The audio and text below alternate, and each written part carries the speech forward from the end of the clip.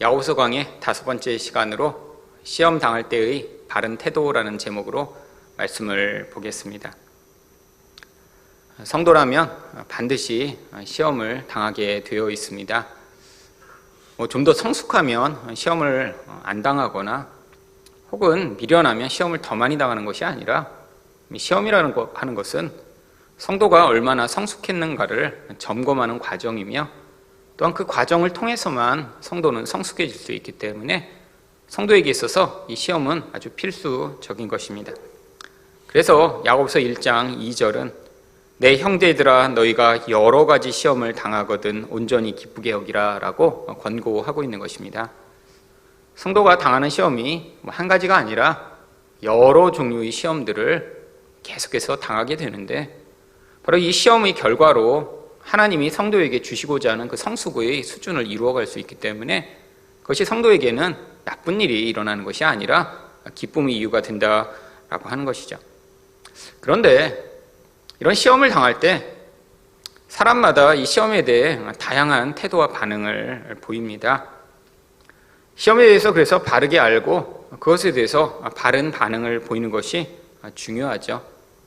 이 시험에 대해서 잘못 반응하고 또한 성경이 기대하고 가르치는 대로 반응하지 않는다면 그 시험은 우리에게 훨씬 더 부정적인 결과를 남기게 될 것입니다.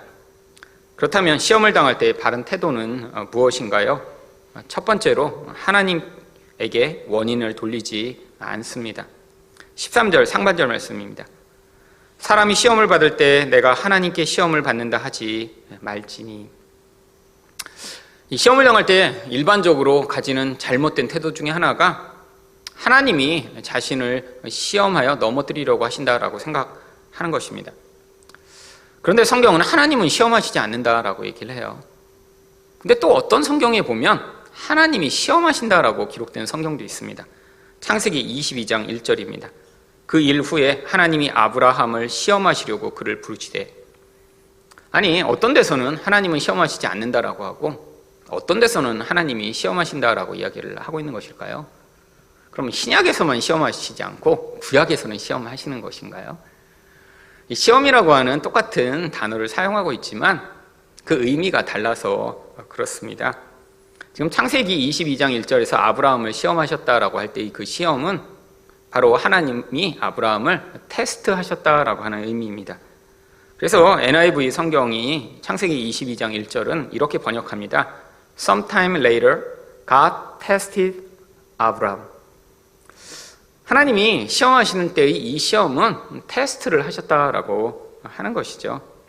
그런데 오늘 야고보서 오늘 본문에서 하나님이 시험하시지 않는다라고 할 때의 이 시험은 바로 유혹이라고 하는 측면에서의 시험을 이야기합니다. 마태복음 6장 13절에 바로 시험이 이 유혹의 의미로 사용된 것이 나옵니다. 우리를 시험에 들게 하지 마시옵고 다만 악에서 구하시옵소서. 하나님께 예수님이 이렇게 간구하라고 하실 때 가르치신 이 말씀은 바로 유혹에 빠져 범죄하고 악을 행하지 않도록 도와달라고 하는 기도죠. 결국 일생을 통해 우리는 성숙을 점검하기 위한 시험을 당하지만 그런데 하나님이 그 과정에서 우리를 유혹하여 넘어뜨려 죄를 짓게 하시려고 개입하시지는 않으신다라고 하는 것입니다. 그런데 이 하나님의 이 성도를 향한 이런 온전한 반응과 계획을 잘 알지 못하면 결국 어떤 일을 당해 우리가 넘어지고 소위 이야기하면 시험에 드는 경우들이 아주 많이 있죠. 여러분, 이 시험에 든다라고 하는 표현을 교회에서 아주 자주 사용합니다. 아무개 집사님이 시험에 든 것 같아. 근데 이렇게 표현할 때 이 시험의 의미는 무엇인가요?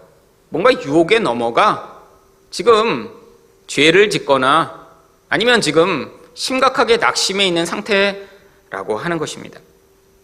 바로 이것이 지금 잘못된 신학이라고 하는 것이죠. 하나님이 우리를 절대로 죄에 빠지고 혹은 우리를 벌주고 우리를 무너뜨리려고 시험하시지 않습니다. 그래서 13절 하반절은 무엇이라고 얘기하나요? 하나님은 악에게 시험을 받지도 아니하시고 친히 아무도 시험하지 아니하시느니라. 결국 하나님은 인간을 이렇게 더 악하게 만드시거나 나쁜 일을 통해 그 인간이 죄에 빠져 고통하도록 만드시는 하나님이 아니시라고 하는 것입니다.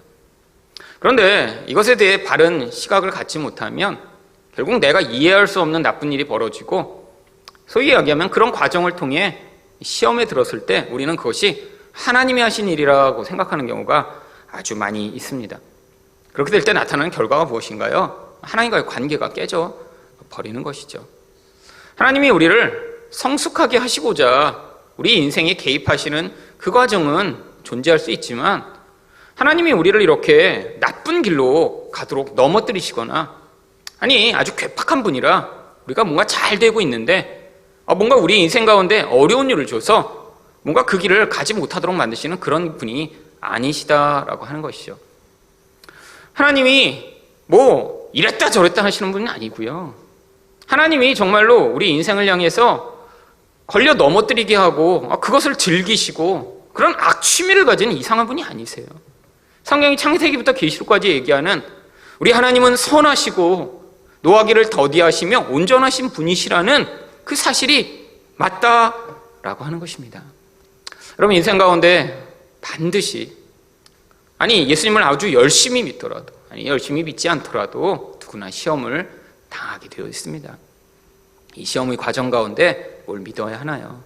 우리 하나님이 나에게 벌 주시거나 혹은 나를 넘어뜨리시기 위해 이런 과정을 행하시는 것이 아니라, 내가 이 과정을 통해 성숙하고 예수 그리스도를 닮아가는 사람이 되도록 지금 은혜로 인도하신다라는 믿음으로 반응하신 여러분 되시기를 축원드립니다. 두 번째로, 시험을 당할 때의 바른 태도는 무엇인가요? 자기 욕심을 시험의 이유로 받아들입니다. 14절 말씀입니다.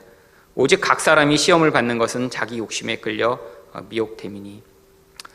성경이 얘기하는 이런 무엇인가 유혹을 받게 되는 진짜 이유는 개인마다 가지고 있는 욕심이라고 이야기를 합니다.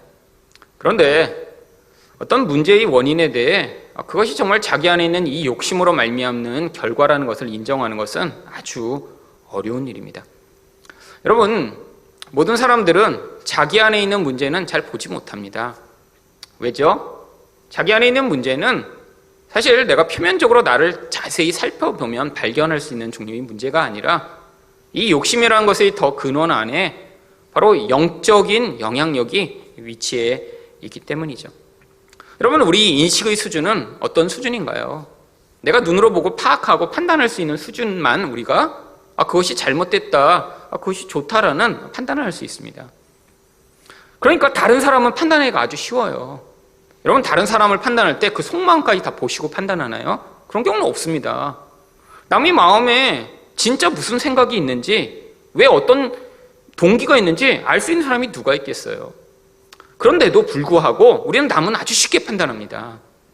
그런데 남을 판단하지만 왜 자기를 판단하지 못할까요? 자기 안에서부터 그 문제의 더 깊은 원인이 있기 때문이죠. 여러분, 인식이라는 것은 이 정도 차원이라면 욕심과 욕심에 영향을 미치는 영적 영향력은 그것보다 더 깊은 수준에 있는 거예요. 그러니까 인식을 가지고 보면 외부적이고 눈에 보이는 것은 보이지만 더 깊이 있는 이 영적인 부분에 대한 이유는 자기 안에서 절대로 자기가 인지할 수 없는 것입니다. 여러분, 그래서 어떤 문제가 벌어졌을 때 그것을 자기의 죄와 자기 문제로 받아들이는 것은 사실 하나님의 도움이 아니고는 불가능합니다. 그래서 이 인식보다 더 깊은 차원에서 자기 자신을 성령의 도우심으로 조망하게 되었을 때를 성경은 영적 눈이 열린다라고 표현을 하는 거죠. 결국 내 인식은 이 정도 수준이었는데 성령이 내 안에서 역사하셔서 내가 이 인식의 수준이 아니라 더 깊은 수준에서 바라보게 되니까, 그 영적 깊은 차원에서는 이제 나를 먼저 보며 그리고 그 다음 세상을 볼 수 있는 이런 단계적으로 깊이서부터 눈을 볼 수 있는 그런 눈을 가지게 되는 것입니다. 여러분, 그래서 사실 인간 안에서 이렇게 어떤 문제가 벌어졌을 때 이게 내 욕심 때문이구나, 이게 나의 문제구나라는 것을 사실 발견하는 것은 하나님의 도우심이 필요한 것이죠. 여러분, 심리학적으로 어떤 문제가 있을 때 그것을 자기 것으로 인지하지 못하고 남의 것이라고 손가락질을 하는 태도를 투사라고 부릅니다. 그런데 이렇게 인간이 내적으로 어떤 문제를 자기 문제가 아니라고 여기도록 만드는 이런 심리학적 많은 방어 기제 가운데 이 투사가 가장 강렬한 영향력을 미칩니다. 근데 이게 영적인 이유 때문이에요. 어떤 문제가 벌어지면 인간은 그것을 더 영적인 깊이에서부터 눈이 열리지 않으면 절대로 자기 문제라고 받아들일 수 없기 때문이죠. 여러분, 부부싸움을 하는 경우에도 사실 이 투사가 강한 사람들이 만나면 해결점이 거의 없습니다. 모든 것을 당신 때문이야, 당신 때문이야 이렇게 하니까요. 어떤 사람이 당신 때문에 이렇게 얘기하는데 상대방이 아 맞아 나 때문에 이렇게 하는 경우는 없습니다. 항상 부부싸움의 이유는 당신 때문이야 하면 이 상대방은 당신 때문이야 하면서 서로에게 손가락질을 하다가 해결이 되지 않는 경우가 많이 있죠. 여러분, 그래서 뭐 이런 부부 상담을 하면 싸울 때 당신이라는 표현을 절대 쓰지 말고 I 메시지, 내가 이렇게 표현하려고 하는데 이것도 소용없습니다. 시켜보니까요, 제가 싸우는 부부들 불러놓고 꼭 I라고 표현해서 얘기하세요. 그러면 내가 화난 게 당신 때문이야 이렇게 표현을 해요. 그러니까 내가 어쩌고 저쩌고 이렇게 얘기를 하라고 I라고 표현을 하라고 그랬더니 그것조차도 당신 때문이야 라고. 그러니까 이게 참 해결이 안 되는 거예요. 여러분, 왜 우리가 어떤 이해할 수 없는 시험에 빠지고 문제에 빠지면 왜 그 이유를 하나님에게서 찾으려고 하는가요? 여러분, 눈에 보일 때는 당장에 나에게 원인을 주는 대상을 찾지 못할 때도 있습니다. 그러고 나면 교회 다니는 사람들 가운데는 그걸 마귀나 하나님께 돌리는 경우가 아주 많이 있죠. 물론 하나님께 그 이유를 돌리지 않고 마귀에게 돌리는 사람이 훨씬 더 많습니다. 사단이 역사한 거야 이렇게 표현을 많이 하죠. 아예 노골적으로 집단적으로 모든 것이 마귀 행위라고 주장하는 그런 파도 있죠. 그들은 아주 사소한 일도 다 마귀에게 돌립니다. 감기만 들어도 감기 귀신이 역사한 거고요. 아니 졸리기만 해도 졸음 귀신이 붙은 거고요. 머리가 아파도 머리 아프게 하는 귀신이 붙은 거예요. 여러분, 아마 진짜 마귀에게 기회를 주면 아마 할 말 많을 거예요, 그 사람들한테. 내가 한 거 아닌데 왜 자꾸 내가 했다고 하냐고. 얼마나 화나겠어요. 여러분, 모든 일마다 다 마귀가 붙은 건가요? 아니에요. 인간은 자기에게서 원인을 찾기보다는 볼 수 있는 눈이 없으니까 자꾸 밖에 있는 원인을 찾는데, 아니 지금 이제 한계에 온 거예요. 더 이상 남에게 원인을 돌릴 수가 없는 상태까지 되니까 이제는 보이지 않는 마귀에게 다 뒤집어 씌워서 가난한 것도 마귀, 졸린 것도 마귀, 공부 못한 것도 마귀, 아픈 것도 마귀. 근데 인간은 어떠고 싶어요? 그런 상황으로부터 벗어나고 싶으니까 계속해서 마귀를 쫓는 것입니다. 여러분, 없는 마귀 많이 쫓아도 소용없어요. 왜요?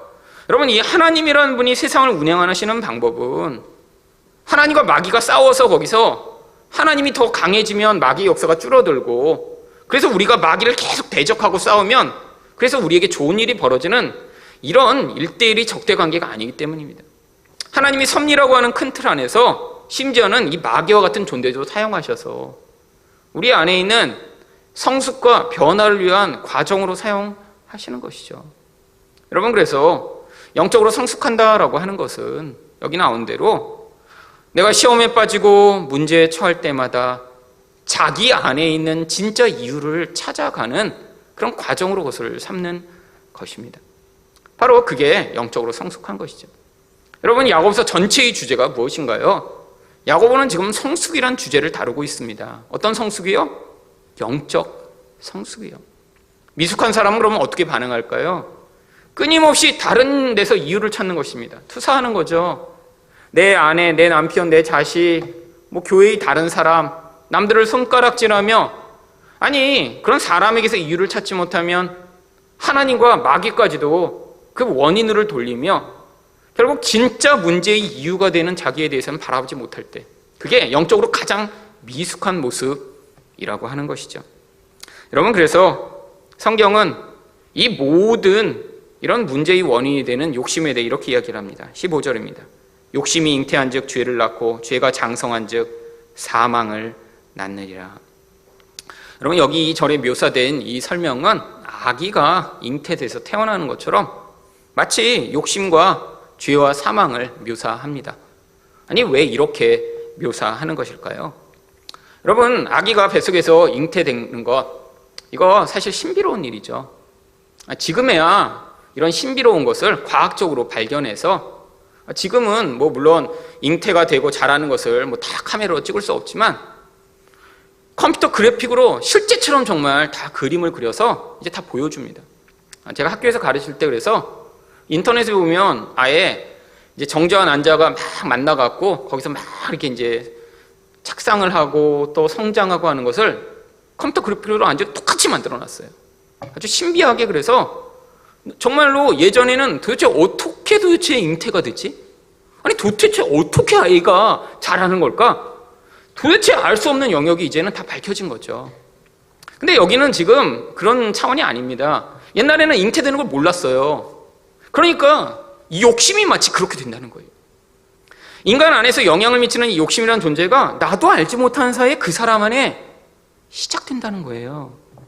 아니 내가 정말 욕심을 발휘한지도 몰라요. 아니 내가 욕심이 있는지도 몰라요. 나는 욕심이 없다고 생각하는데 근데 어떻다는 거예요?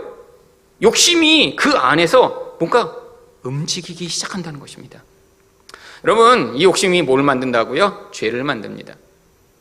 원래 죄라고 하는 영적 공허로부터 욕심이 생긴 것이지만 바로 여기서 얘기하는 죄는 바로 죄와 악의 영향력을 이야기하는 것이죠. 욕심이 커지면 그 결과로 죄악의 영향력이 점점 확산되게 되어 있습니다. 근데 그때도 실체를 잘 알지 못해요. 아니 어떤 것에 욕심에 사로잡혀 있는 사람이 있습니다. 근데 그게 어떤 결과로 나타나기까지는 처음에는 모두 다 그게 어떠한 영향력을 가지고 있는지 알지 못하고 문득문득 튀어나오는 그런 영향력으로 말미암는 그런 흔적들만 볼 수 있는 거죠. 마치 이제 아기가 뱃속에서 자라기 시작하면 어머 발도 찼네? 어머 이거 머리인가 봐. 문득문득 알게 되는 그런 순간이요. 여러분 그런데 여러분 임신을 하면 누가 가장 그 안에 아기가 있다는 사실을 잘 알 수 있죠? 자기 자신입니다. 그 존재가 자기 안에서 움직여요. 뭔가 자꾸 요구해요. 여러분 엄마들은 정말 온몸으로 느낍니다. 아니 애가 먹고 싶어하는 게 이제 먹고 싶어요. 애가 싫어하는 거는 싫어져요. 그게 뭔가를 자꾸 요구합니다. 그래서 엄마들이 그러잖아요. 어머 애기가 파인애플 먹고 싶은가 봐. 물론 자기가 먹고 싶은 걸 이렇게 얘기하지만 애기가 먹고 싶은 거예요. 다 뭔가 영양분을 요구했는데 그게 엄마가 먹고 싶은 파인애플이랑 이렇게 결부되면서 이제 되는 거죠. 하여튼 요구해요. 평소보다 많은 걸 요구해요. 여러분 이게 욕심의 모습 아닌가요? 욕심이 안에서 영향력을 점점 확산하기 시작하면 이제 요구합니다. 그 사람의 에너지를 뽑아가기 시작해요. 관심을 가져가기 시작합니다. 그 사람의 생각의 중심에 항상 욕심이 영향을 미치기 시작해요. 그 존재가 말을 할 때마다 그 중심에 욕심이 있음을 알게 됩니다. 지금 자기만 몰라요. 근데 지금 이미 어떻게 된 거예요? 잉태에서 결과물들이 막 나오고 있어요. 여러분 근데 그 최후 결과물이 뭔 줄 아세요? 여러분 근데 이게 만천하에 드러나 나중에 자기도 알게 되는 그 순간이 옵니다. 그게 언제예요? 나중에 아기가 태어나면요. 아니 엄마만 배 안에서 막 움직였어요. 그리고 자기도 알아요. 하지만 그게 은근히 좋아. 근데 나중에 아기가 나와서 딱 봤더니 그 아기가 뭐예요? 사망인 것이죠. 여러분 그래서 아기 비유로 이렇게 비유한 거예요. 여러분 이 땅에 사는 동안에 우리는 끊임없이 안에서 우리 욕심이 만들어내는 그 죄악의 결과들을 문득문득 자기도 느끼고 남도 문득문득 느껴요. 하지만 그게 명확치 않아요. 근데 날이 옵니다. 반드시 그게 마치 아기가 태어나듯이 온 세상 앞에 드러나며 죽음이었구나 라는 사실이 드러나게 될 그날이요. 여러분 물론 하나님의 백성 가운데도 이런 일들이 벌어집니다. 왜요? 하나님의 백성의 옛사람이 만들어내는 이 무서운 죄악과 사망의 결과가 존재하죠. 여러분 하나님이 그걸 사용하셔서 우리를 더 성숙하게 만들어 가십니다. 예수 믿는 사람 가운데 그 흉악한 결과를 미리 경험하는 사람이 있어요. 이거 축복이죠. 왜요? 아니 만약에 미리 그게 사망으로 나타나 얼마나 추악한 모습을 가지고 있는지를 경험하지 못하면 어떡하겠어요? 내 배 안에 들어있는 그게 다 착각하고 있는 거예요. 자기 욕심이 만들어내는 죄악인데도 야 이건 멋진 하나님이 주신 축복일 거야 이렇게 착각하고 사는 거예요. 죽을 때까지.